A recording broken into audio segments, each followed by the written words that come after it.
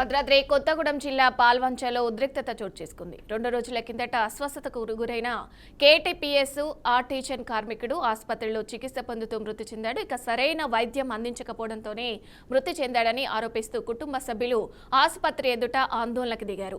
ఇక కేటీపీఎస్ ఏ కాలనీలకు చెందిన వనకం నాగేశ్వరరావు 2 రోజుల క్రితం శరీరంపై బొబ్బలు కనిపించడంతో చికిత్స నిమిత్తం స్థానిక మార్కెట్ ఏరియాలోని కిరణ్ కుమార్ ఆసుపత్రిలో చేరినట్టు తెలిపారు. ఇక అక్కడ చికిత్స అందించి ఇంటికి పంపించగా వెంటనే వాంతులు అయ్యి పరిస్థితి విషమించిందన్నారు.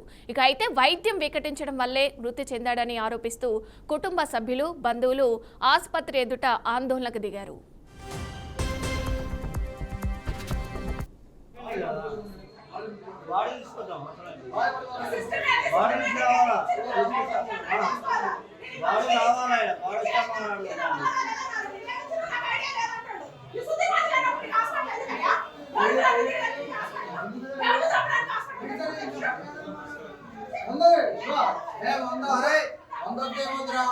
నువ్వు మెడిసిన్ ఇచ్చినావు, నీ ట్రాక్ ఏంటి, నువ్వేమి చూపి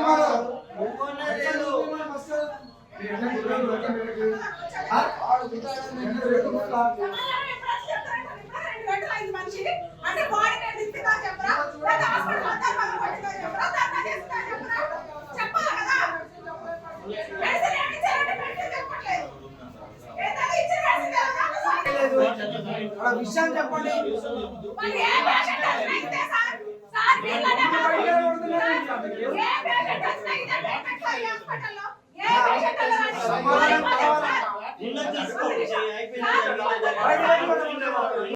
మనం పోస్ట్ మార్టంలో క్లియర్ వస్తుంది.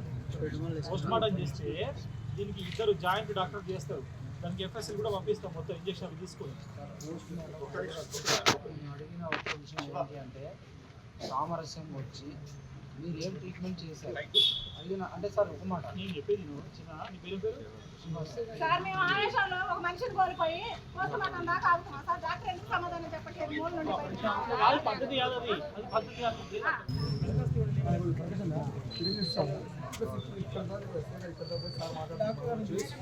అంటే అట్లా కాదు, మీద భయం చెప్పి ఉంటుంది.